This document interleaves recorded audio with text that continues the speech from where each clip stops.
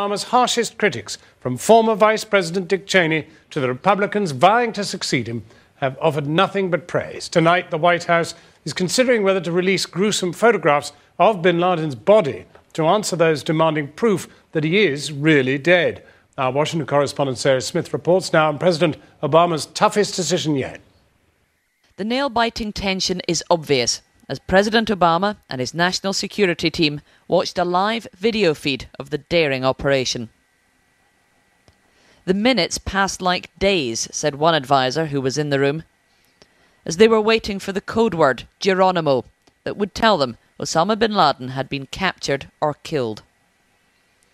As they watched, a Navy SEAL shot bin Laden once in the head and once in the chest, and the message came back. For God and country, Geronimo, Geronimo, Geronimo. It is a very different scene in the cabinet room this afternoon. Obama and his top team are being applauded wherever they go these days. Thank you, everybody. Congratulated from both the left and the right. Inside the White House today, there is a serious debate about whether to release photographs of bin Laden's corpse. They are graphic, gruesome and bloody, they warn, and might further inflame radical extremists. But without the proof, will they really believe he's dead?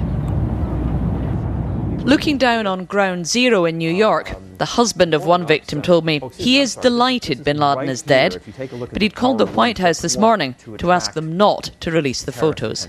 Absolutely not. No, no, no. Because this will turn into all kinds of inflammatory material. They'll use it to recruit. They'll use it to create riots in the streets and get people all riled up about this. No. Video of bin Laden's body being lowered from the USS Vincent into the sea may soon be made public, as American officials are understandably proud of how this operation was conducted. I don't think there's any question that when you get the #1 terrorist in the world, that we're a little safer today than we were when he was alive. But I also don't think we ought to kid ourselves that killing Osama bin Laden kills al-Qaeda. Information from al-Qaeda detainees held at Guantanamo Bay provided the first clues that led to bin Laden. US government officials will not specify if waterboarding and harsh interrogations provided any of the vital details. The big question now, did the Pakistanis really not know bin Laden was here? Few people in Washington believe their denials, and many want to cut the billions of dollars in military aid the US sends to Pakistan every year. How did bin Laden stay at that compound for about 6 years or so and be undetected? What type of support did he have outside of that compound, in the Abbottabad area or more broadly within Pakistan? So we're going to look very carefully at this and get to the bottom of it all. For President Obama, this operation could not have gone better. His credentials as Commander-in-Chief now firmly established, a grateful nation will follow his lead in Afghanistan, Pakistan and anywhere else. The authorities here are warning that they do anticipate some kind of retaliatory strike against America from al-Qaeda.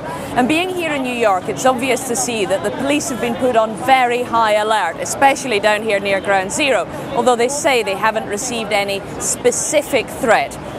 But that said, you talk to most Americans today and they say that they do feel safer because Osama bin Laden is dead. What does that mean for President Obama? It means two things. His personal popularity will definitely improve in the short term at least, and it also means that he will have much more popular support behind any national security decision that he wants to take from here on in. Sarah Smith live at Ground Zero in New York. In a statement to the Commons this afternoon,